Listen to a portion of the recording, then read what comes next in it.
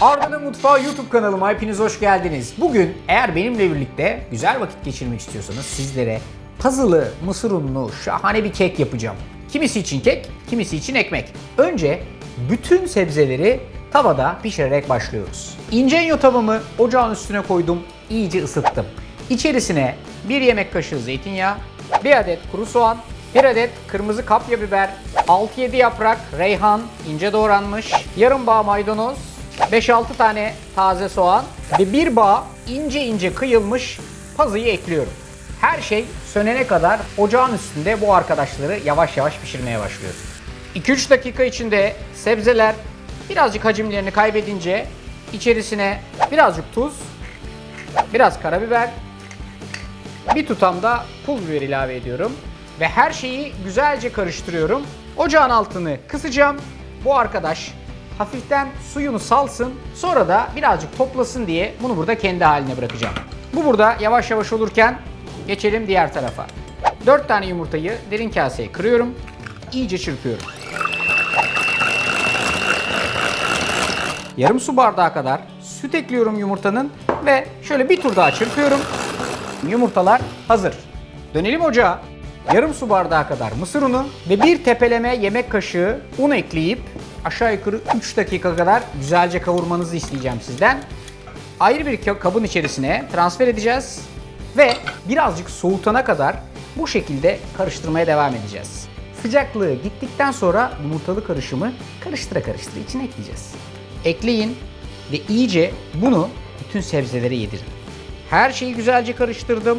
Bu dakika itibariyle içerisine ekstradan 2 yemek kaşığı zeytinyağı, 2 avuç ince ince doğranmış ceviz, 1 paket kabartma tozu, 8-10 tane çekirdeksiz siyah zeytin ekliyorum ve her şeyi güzelce karıştırıyorum.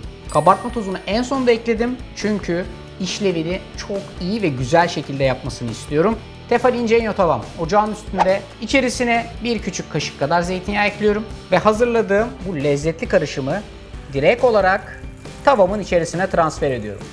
Spatulamla güzelce yaydıktan sonra kısık ateşte yaklaşık 3 dakika kadar bunu ocağın üstünde tutmak.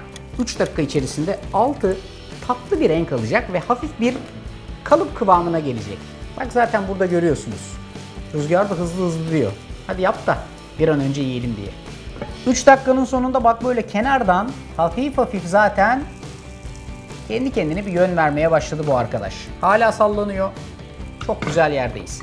Direkt olarak fırına gidiyoruz. 180 derece ısıtılmış fırında orta rafta aşağı yukarı 15-20 dakika kadar pişiyor. Eğer çayınız taze değilse çayınızı tazeleyin çünkü 15 dakika sonra fırından bu çayın yanına gidecek muhteşem bir tuzlu tarif çıkıyor. Bir çay içelim gelelim. Çaylarımızı tazeledik, geldik. 15-20 dakikanın sonunda bakalım bizi ne bekliyor. 15-20 dakika diyorum. Fırından fırına değişiklik gösteriyor. Fakat sizin fırınınız ne olursa olsun mükemmel bir vaziyette yerinden çıkar durumda. Bir de ters çevirelim. Bakalım oluyor mu? Artistik ve fantastik hareketler yapıyorum. Alıyorum bunu, hop, laps diye ters çeviriyorum. Öyle heyecan dolu, stresli anlara gerek yok çünkü gördüğünüz gibi muhteşem kıvamda. İşte gördüğünüz gibi her bölüm bu tip çekimlerden sonra yemeden önce bu eziyeti topluca çekiyoruz. Tarif karşınızda, yapması çok kolay, süper lezzetli. İsterseniz bir akşamüstü, isterseniz sabah kahvaltıda, isterseniz bir içiniz ince ince kıyıldığında. Tarifi beğenmeyi, kanala abone olmayı ve bence bu tarifi bir zahmet yapmayı sakın ihmal etmeyin. Görüntü çok güzel. Biraz sonra bir dilim keseceğim, hep beraber yiyeceğiz. Tamam? Her şey yolunda. Görüşürüz.